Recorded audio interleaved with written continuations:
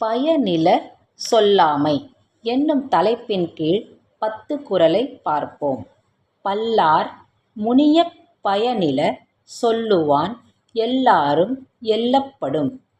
பலரும் வெறுக்கும்படியான பயனற்ற சொற்களை பேசுபவரை எல்லோரும் இகழ்ந்துரைப்பார்கள்.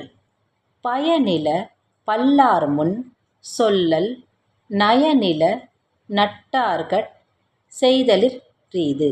பலர் முன் பயனில்லாத சொற்களை கூறுவது நட்புக்கு மாறாக செயல்படுவதைக் காட்டிலும் தீமையுடையதாகும். நயனில நென்பது சொல்லும் பயனில பாரித்துரைக்கும் உரை. பயனற்றவர்களை பற்றி ஒருவன் விரிவாகப் பேசிக் கொண்டிருப்பதே அவனை பயனற்றவன் என்று உணர்த்தக்கூடியதாகும்.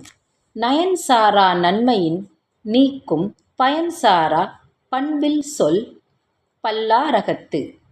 பயனற்றதும் பண்பற்றதுமான சொற்களை பலர்முன் பகர்தல் மகிழ்ச்சியைக் குலைத்து நன்மையை மாய்க்கும். சீர்மை சிறப்பொடு நீங்கும் பயனில நீர்மையுடையார் சொலின். நல்ல பண்புடையவர் பயனில்லாத சொற்களை கூறுவாரானால் அவருடைய மேம்பாடு அவர்க்குரிய மதிப்போடு நீங்கிவிடும். பயனில் சொல் பாராட்டுவானை மகனெனல் மக்கட் பதடியெனல். பயனற்றவைகளை சொல்லி பயன்பெற நினைப்பவனை மனிதன் என்பதை விட அவன் ஒரு பதர் என்பதே பொருத்தமானதாகும். நயனில சொல்லினும் சொல்லுக சான்றோர் பயனில சொல்லாமை நன்று. பண்பாளர்கள் இனிமையல்லாத சொற்களைக் கூட சொல்லிவிடலாம். ஆனால் பயனில்லாத சொற்களை சொல்லாமல் இருப்பதே நல்லது. அரும்பயனாயும் அறிவினார் சொல்லார் பெரும் பயனில்லாத சொல்.